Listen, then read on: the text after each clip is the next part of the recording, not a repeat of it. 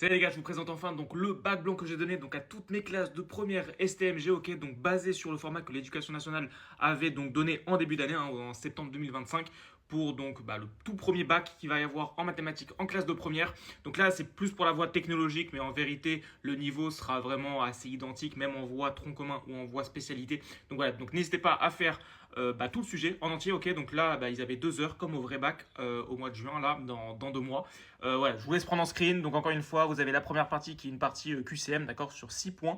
Donc là, bon, il faut être assez rapide. C'est beaucoup de choses de classe de quatrième, de classe de troisième. Beaucoup de choses sur les notations scientifiques, sur de la proportionnalité, sur des petits produits en croix, voilà, sur plein de choses comme ça. Donc il n'y a pas le droit à la calculatrice pour toutes les preuves. Donc ça, il faut être à l'aise, hein. Savoir poser des multiplications, savoir poser des divisions, etc., etc. Donc je vais vous faire le petit récap les gars, mais juste avant, n'hésitez pas encore une fois à aller retrouver donc tous mes sujets, toutes les ressources que je propose moi à mes meilleurs élèves parisiens. Comme vous le savez, hein, je travaille dans 2 lycées parisiens, dont un qui est élitiste, donc je crois qu'on est top 20 national, donc à Paris dans le 16e arrondissement. Donc n'hésitez pas à aller chercher donc tous mes cours, tous mes polycopiés de TD, etc. Vous retrouvez tout sur mon site internet monsieuratta.com. Et pareil, hein, tous ceux qui veulent prendre des cours particuliers avec moi. Et également les gars, hein, donc j'ai ouvert le dernier stage qui aura lieu donc durant les vacances de printemps, donc sur Paris. Donc nous on est en zone C. Donc voilà, tous ceux qui veulent, les places sont ultra limitées les gars. J'ai limité ça à 10 personnes, je veux pas en avoir plus.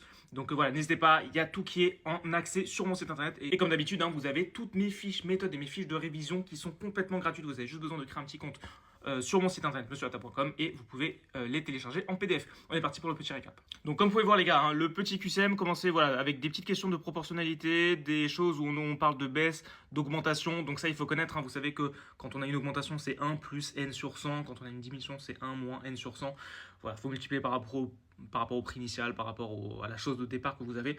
Et c'est ça qui va vous donner votre nombre final. Donc bon voilà, il fallait utiliser ça à chaque fois. Pareil, quand on a une baisse puis une augmentation, comment on fait pour revenir à l'un à l'autre, ça aussi il faut savoir faire.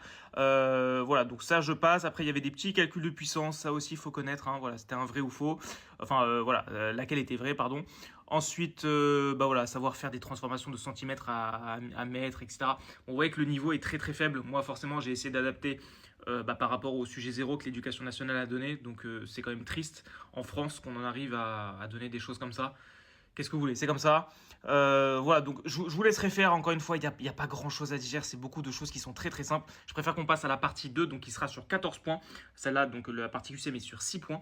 Et la partie 14 points, voilà. Là, j'avais mis 3 exercices. Le premier et le deuxième étaient obligatoires. Et le troisième était obligatoire, mais il y avait le choix entre 2 exercices. J'en avais mis un sur les suites et un sur les probabilités. Je vous montre ça tout de suite.